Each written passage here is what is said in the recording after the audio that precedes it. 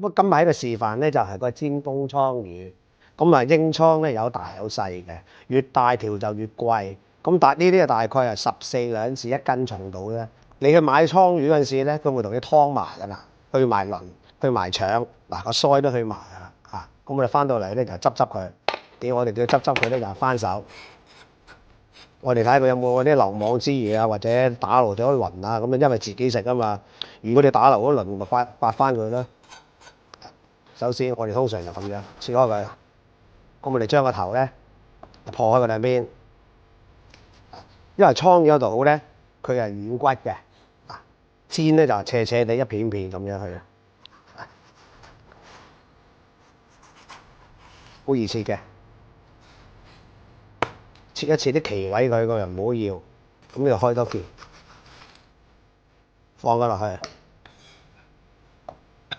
咁我哋整好晒啦，乾淨啊嘛，因為洗乾淨咗佢咧。咁我哋煎呢條魚之前咧，我哋做少少嘢，俾少鹽落去，1茶匙到，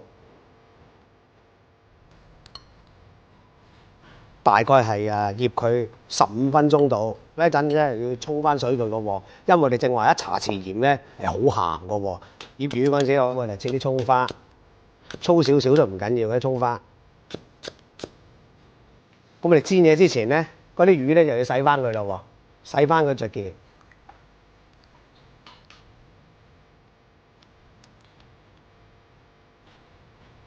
啲乾淨嘅布索翻乾佢，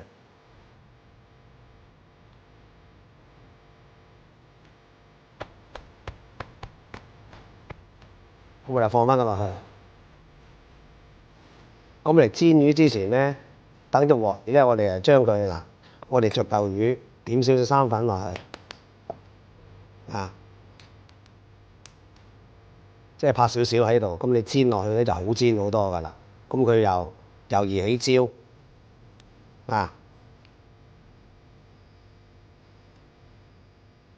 如果喺屋企煎，佢燒熱晒，就較細少個火放落去煎。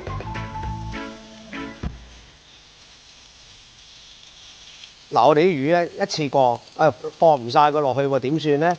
唔緊要噶，唔好心急，分2次煎。咁你煎落去咧就一定靚嘅，差唔多得啊，反轉佢兩邊再煎，唔好話煎好一邊，你先再煎第二邊。因為啲魚咧，海魚咧，佢又比較易熟啲嘅。如果你煎嗰啲大魚啊，或者嗰啲鯇魚咧，仲更加難熟少少啲。因為海魚咧，嗰啲纖維咧，啲肉質係靚好多嘅，所以佢又比較快熟。所以嗱，啲魚咧，你煎落去咧，你有味落去咧，俾鹽醃過佢咧，佢特別易起色嘅。同埋咧，有少少生粉落去撈勻咗佢咧，你睇色好靚嘅。咁啊，煎呢度大功告成啊啦，上碟。爆翻香嘅少少葱花落去啊，少少油，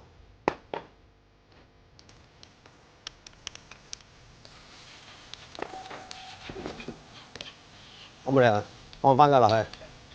因為咧你落幾條葱落去咧，嗱啲色澤同埋咧你又香嗰啲葱。咁呢個就係煎東倉魚啦。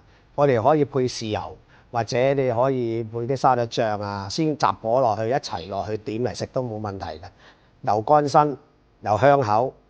希望大家中意。